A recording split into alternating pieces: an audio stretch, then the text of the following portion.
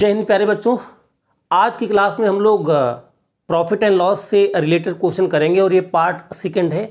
आज 3 से 4 दिन के बाद क्लास हो रही है। तो आइए बच्चों यहाँ पर हम लोग स्टार्ट करने जा रहे हैं। सवाल क्या है, किसी वस्तु को 12.5% की हानि के स्थान पर 12.5% के लाभ पर बेचने से 130 रुपये अधिक प्राप्त होते हैं, तो उस वस्तु का क्रय मूल्य क्या है। तो बच्चों आप ध्यान दीजिएगा, यहाँ पर 12.5% की हानि हो रही है और यहाँ पर 12.5% का बच्चों लाभ हो रहा है।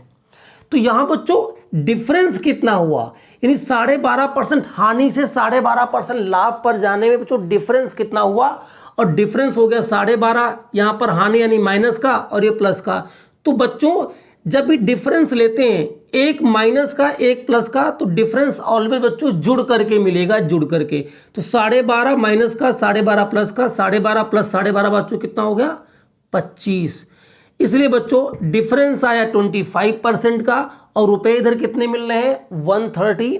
तो 25% इक्वल टू बच्चों कितना हो गया 130।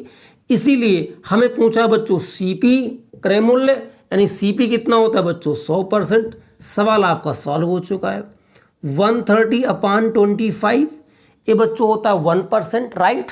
और आपको चाहिए 100%, तो 100 से आपको क्या करना है गुणा कर देना है। तो 25 से काट दो बच्चों, 25 चक्कू 100 होता है, 13 चक्कू कितना 52। तो यहाँ पर कितना रुपये आ गया 520 रुपये आपका आ गया। तो ऑप्शन नंबर कौन सा हो जाएगा, फर्स्ट हो जाएगा, राइट।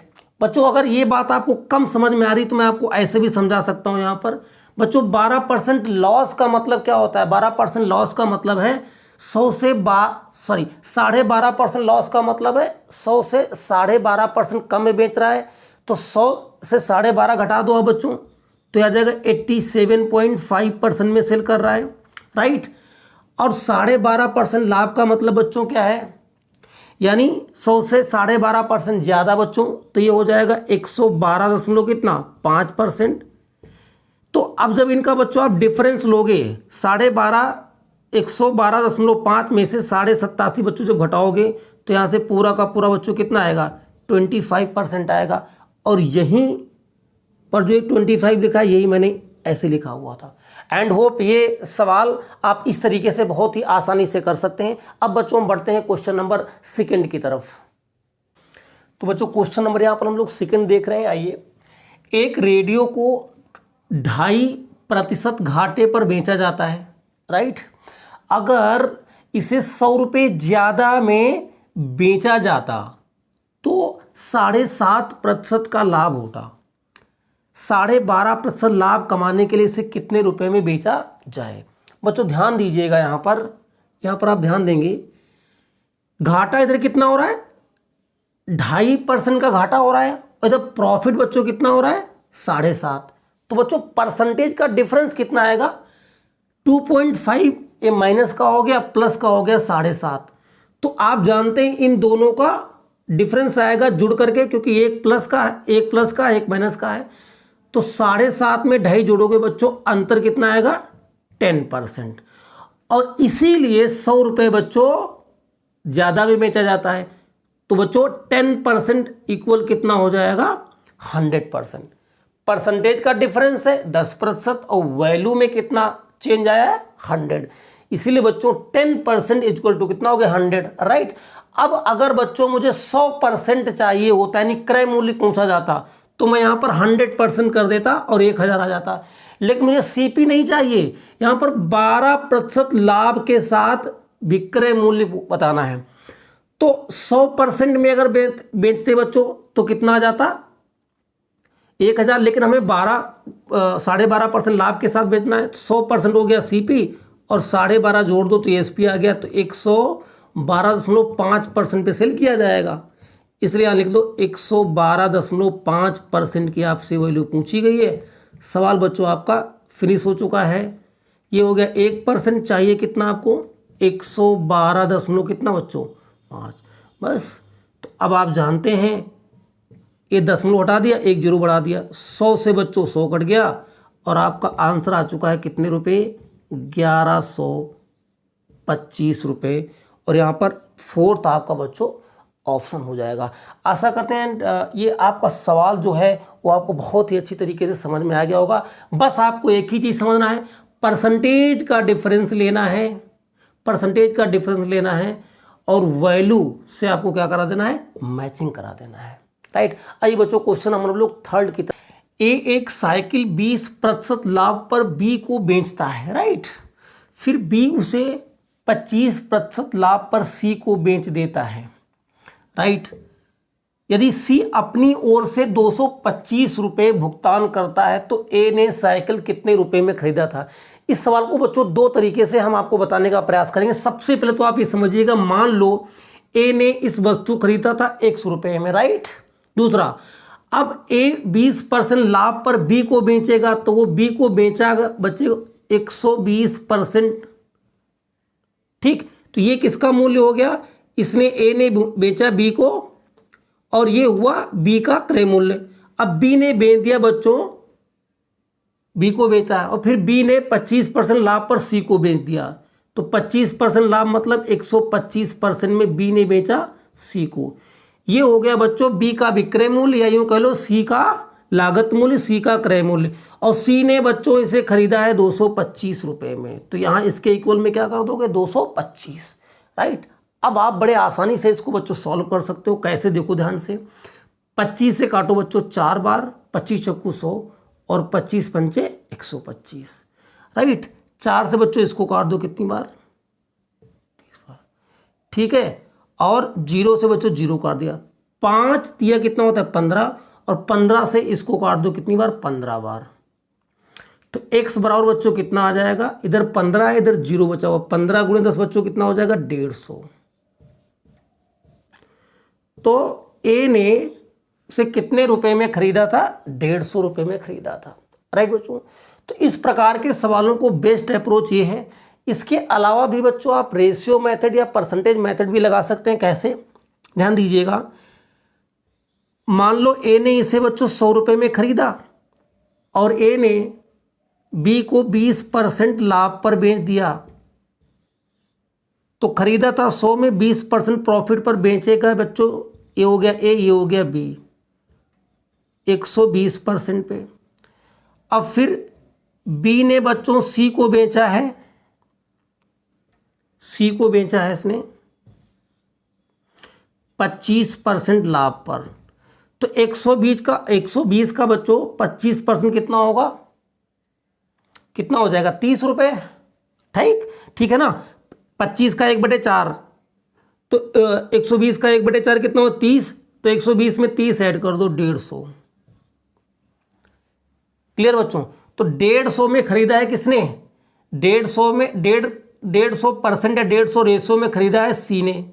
और सी का 150% रुपये कितना है यहाँ पर 225। तो बच्चों 150 रेशियो बराबर कितना हो गया 225। राइट। तो यहाँ से हमें 100 रेशियो बताना है, 100 रेशियो, क्योंकि ए का बताना तो ए का 100 रेशियो बच्चों। तो 225 बटे में कितना 150 और गुणे कितना 100। तो 0 से 0 काट दो, 15 से 225 काटोगे 15 बार, 15 गुणे 10 कितना आ गया बच्चों, ये भी 150 ही आ गया। राइट है। तो आप इस मेथड से भी इसको लगा सकते हो, ये मेथड। लेकिन फर्स्ट मेथड क्या है, थोड़ा सा ज़्यादा ईजी है। अगर आपको परसेंटेज का कैलकुलेशन ज़बरदस्त तरीके से आता है बच्चों तो आप ये तरीका भी अप्लाई कर सकते हो, लेकिन फर्स्ट तरीका ज़्यादा बेस्ट है। ठीक है। इसमें कैलकुलेशन का थोड़ा सा झंझट कम है। ठीक है बच्चों।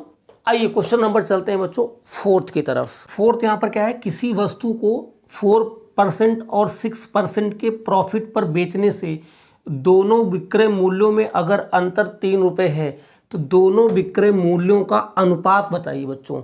तो देखिए ध्यान से, यहाँ पर बच्चों आप मान लीजिए SP1 है और इधर क्या है SP2। आप जानते हैं कि दोनों वस्तुओं का CP क्या है, सेम है, यानी यहाँ पर मेंशन नहीं किया गया लेकिन फिर भी CP सेम ही होगा 100%। तो किसी वस्तु को 4% प्रॉफिट पर सेल करेंगे तो बच्चों कितने परसेंट में सेल करेंगे, 104% में। दूसरा 6% प्रॉफिट पर सेल करेंगे तो कितने परसेंट में करेंगे बच्चों, 106% में। राइट। तो बस आपसे सिर्फ और सिर्फ बच्चों रेशियो पूछा है, तो रेशियो से परसेंटेज कट गया, 2 से काटिएगा कितनी बार कटेगा ये 52 बार, और 2 से कटेगा कितनी बार 53 बार। तो इनका रेशियो कितना आएगा 52 अनुपात कितना आएगा बच्चों 53 आ जाएगा, राइट। इस 3 का यहाँ पर कोई यूज नहीं है, क्यों, इसकी ज़रूरत नहीं है, क्यों, क्योंकि आपसे वैल्यू नहीं पूछी, अगर वैल्यू पूछेगा तब आप इसका मेंशन करेंगे। हालांकि आप कर सकते हैं, कैसे, अगर आप सवाल लगाना चाहें तो इसमें भी यूज कर सकते हैं। जैसे SP1 बच्चों कितना 104 और SP2 कितना 106, तो 104 और 106 का डिफरेंस बच्चों कितना है 2।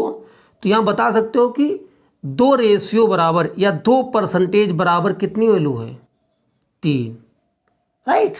तो यहाँ से 1 परसेंटेज का मान कितना आएगा आपका 3 बटे कितना 2।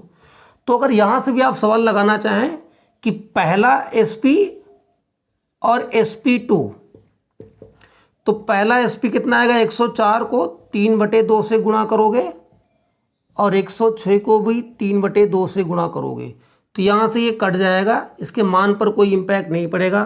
तो यहाँ से भी बच्चों कितना आएगा 52 अनुपात कितना आएगा बच्चों 53 आएगा। लेकिन इस तरीकों को अप्लाई करने की ज़रूरत नहीं है, क्योंकि मुझसे इस सवाल में क्या पूछा गया था, सिर्फ अनुपात पूछा गया था।